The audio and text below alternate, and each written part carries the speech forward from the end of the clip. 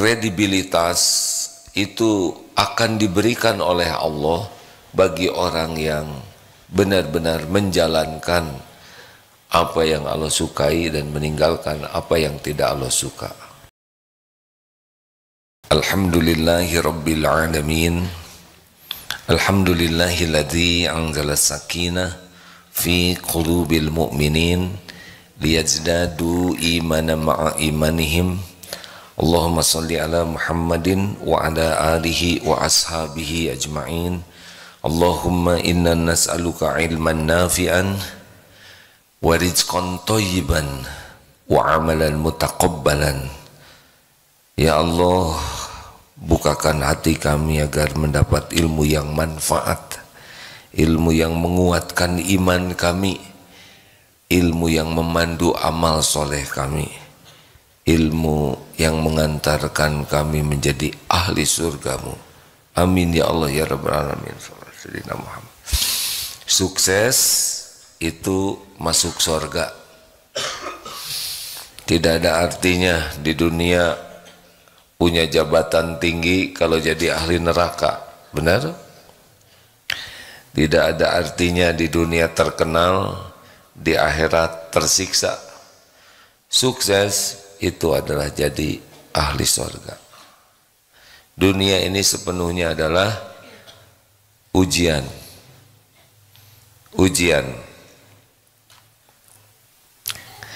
Agar bisa lulus ujian, kita bisa meniru sikap Rasulullah SAW. Kesuksesan di dunia ini disebut jadi ahli takwa. Salah satunya seperti yang kita lihat bagaimana Rasulullah SAW sukses sebelum Muhammad menjadi Rasul. Beliau terkenal sebagai orang yang diberi gelar Al-Amin, seorang yang sangat kredibel. Ini penting sekali kata-kata ini ya. Kredibilitas itu akan diberikan oleh Allah bagi orang yang benar-benar menjalankan apa yang Allah sukai dan meninggalkan apa yang tidak Allah suka. Jadi kalau kita taat, kita tidak membangun kredibilitas, tapi kita akan jadi manusia yang sangat terpercaya. Kalau belanja mau ke pedagang tukang bohong atau pedagang terpercaya? Begitulah. Kalau punya suami, akhwat, mau punya suami tukang tipu atau suami yang jujur terpercaya? Mau punya suami pembohong? Mau tidak? Tidak. Semua orang menyukai orang-orang yang jujur terpercaya. Bahkan katanya penjahat juga cari temannya yang jujur. Aneh. Kamu harus jujur, gitu kata penjahat. Padahal mereka sedang berencana nipu. Tidak boleh ada yang bohong. Coba ini, bagus ini, raja penjahat ngomong begitu. Benar? Kok ngangguk hadirin? Seperti yang pernah diajak ngobrol.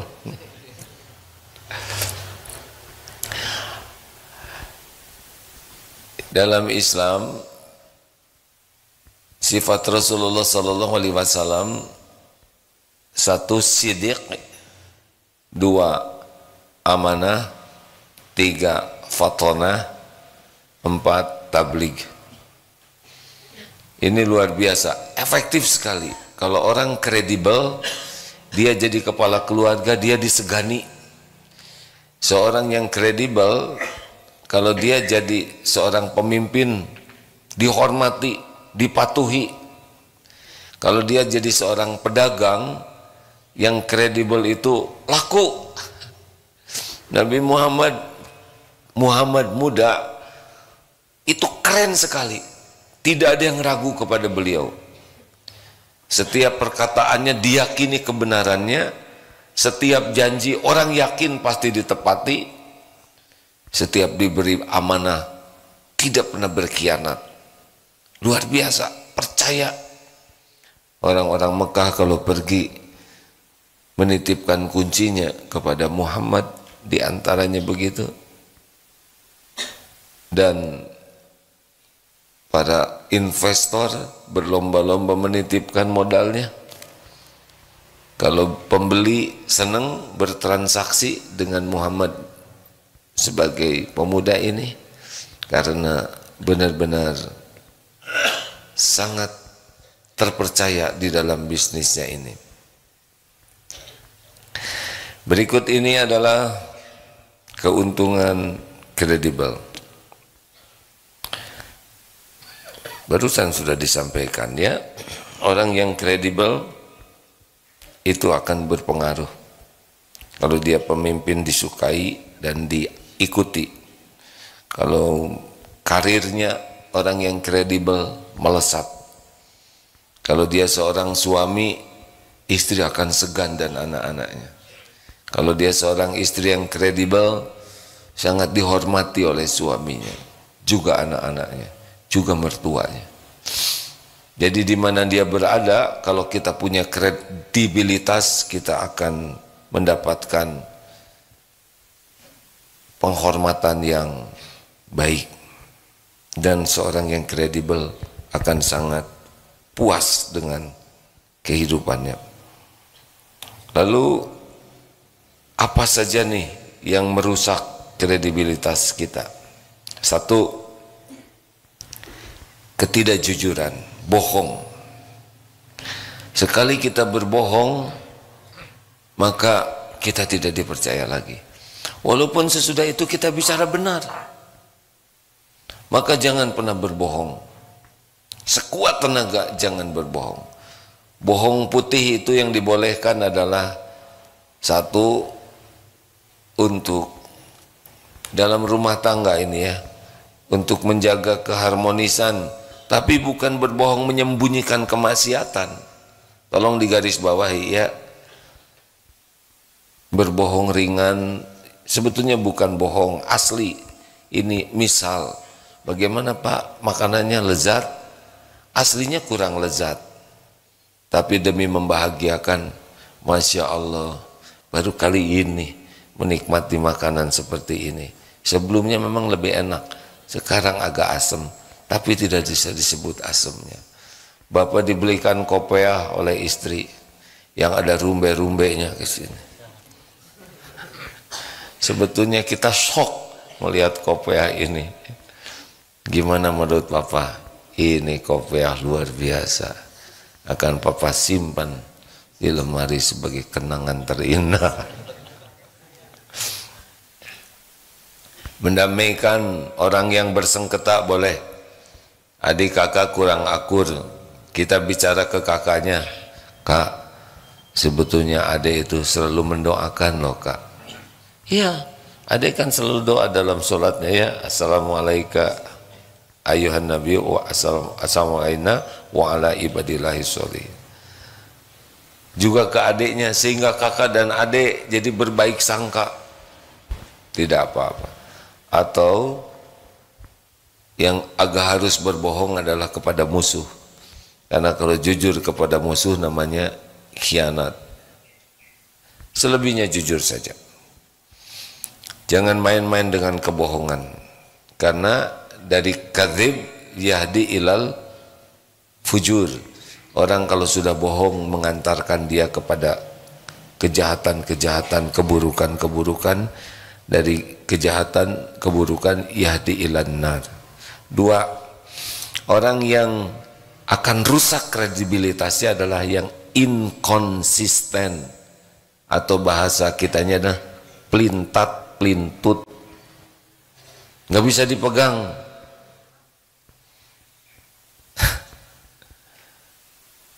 Tapi saya tidak mengerti dalam ilmu polatak politik. Saya bukan politikus dan tidak mengerti kenapa dalam politik itu suka pindah-pindah. Ya, itu bukan dunia saya, jadi saya tidak paham. Tapi yang saya paham, konsisten itu akan sangat kredibel. Jangan pelintat-pelintut. Tahu pelintat-pelintut? Ya pelintat-pelintut ya. Jadi tidak bisa dia ini sekarang ganti lagi, itu ngomongnya ganti lagi, gonta-ganti, sehingga kita nggak bisa megang.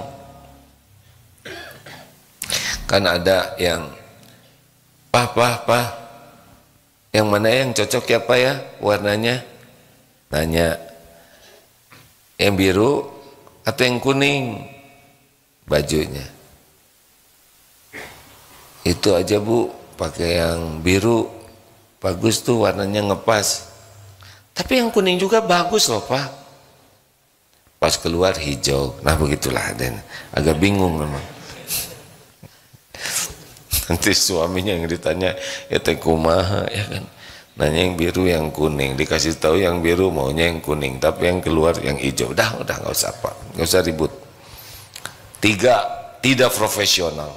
Nih dengerin, kita tidak akan percaya kepada orang yang banyak melakukan kesalahan. Coba ada supir online tapi kerjanya tersesat terus, kira-kira mau naik lagi tidak? Mau naik lagi ke sana? Udah 2 kali kita salah jalan, seringnya ke jalan buntu, kapok.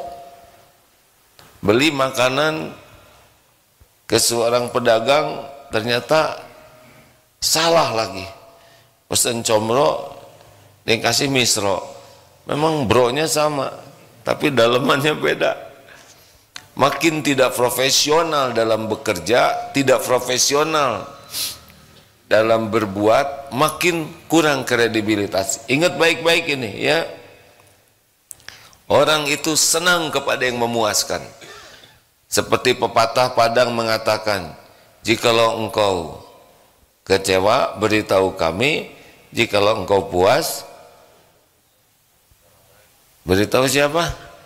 Orang lain. Yang memberitahu orang lain itu sebetulnya kekecewaan, tongkadinya mungkin. Hati-hati hadirin, suami jatuh wibawanya di depan keluarga kalau dia tidak kredibel. Istri juga begitu, disuruh masak telur dadar, yang terjadi jadi soto misalkan, oh kejauhan ada, gagal aja. Kadang keasinan, kadang terlalu tutung, makin banyak ketidaksuksesan, bukan tidak suksesan, tidak berkualitas yang kita lakukan, kredibilitas kita turun. Jangan main-main, karena dalam Islam wa ahsinu innallaha yuhibbul muhsinin. Profesionalisme itu adalah perintah Allah. 45. Wah ini bisa turun nih kredibilitas saya enggak? Jadi 4 dan 5 disatukan ya. Yang keempat, tidak memenuhi janji. Oh hati-hati nih, sekali kita janji, ya nanti saya datang jam 2, yang mendengar janji itu ngunci tuh jam 2 tuh, sesuatu sekali.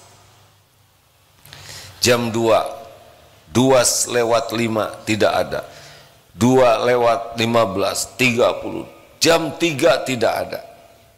Coba besoknya dia janji lagi, nanti saya datang jam 2, percaya tidak? Tidak. Hati-hati dengan janji, hati-hati dengan janji, itu hutang, hancur kredibilitas kita. Makanya kalau orang punya hutang, hati-hati nih, orang punya utang mudah berbohong, mudah janji, tapi tidak ditepati. Hati-hati sekali, rusak kredibilitas kita. Termasuk kepada anak, nanti saya akan kasih permen, berjuang untuk ngasih permen. Ganti jangan permen, nanti giginya rusak ya. Saya akan ngasih mainan, itu harus dipenuhi. Walaupun kepada anak sekalipun, janji itu benar-benar ngunci. Jangan sembarang berjanji. Makanya Ali bin Abi Thalib radhiyallahu anhu berkata, jangan mudah berjanji ketika gembira dan jangan ngambil keputusan ketika marah. Dua-duanya nafsu. Lagi happy, ya udah kamu saya kasih rumah. Nanti rumahnya bisa dikasihkan, ditagih, berantakan. Hati-hati, orang kalau sedang happy suka menggampangkan. Jangan menyalahgunakan informasi. Nih, selanjutnya ya. Kalau kita dapat informasi dan kita gunakan informasi itu yang harusnya dirahasiakan, harusnya untuk kemaslahatan orang lain, tapi informasi itu digunakan untuk menguntungkan diri sendiri dan merugikan orang lain.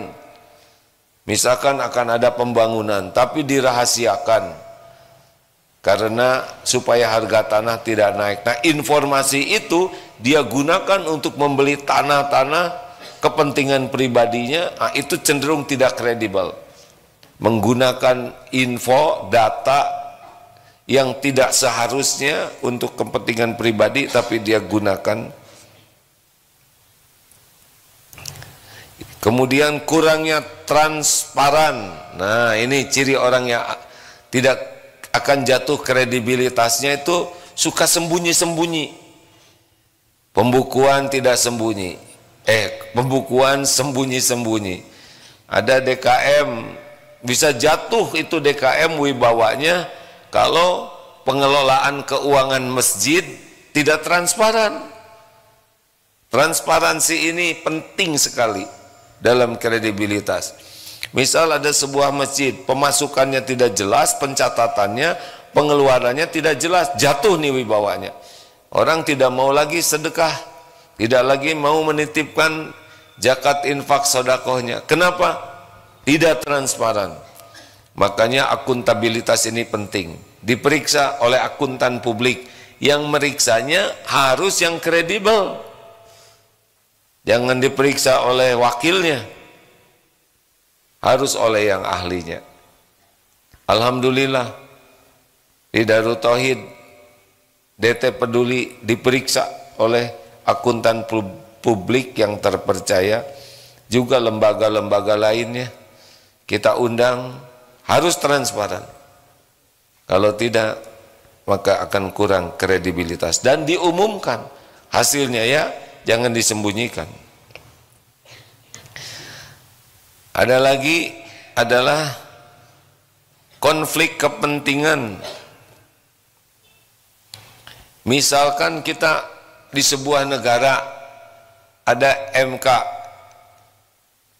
saya tidak nyebut Indonesia, ya kan? Di sebuah negara ada majelis titik-titik, kemudian ada saudaranya, misal. Terus begitulah jadilahnya. Udah begitu. Konflik kepentingan ini membuat orang tidak kredibel. Akhirnya diturunkan ke situ. Yang itu jadi begitu terus. Saya pusing. Udah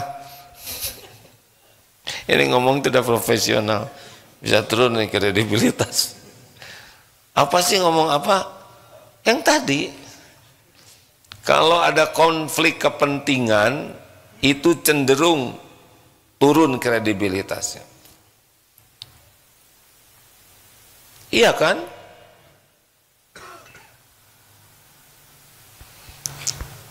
Tujuh, kurang terus. Yang kedelapan, gagal menghadapi kritik. Nah, orang-orang turun kredibilitas kalau dikritik, dia sibuk membela diri hanya sekedar untuk menutupi kesalahannya. Ini ya, suatu saat saya hormat, menghargai seseorang ini.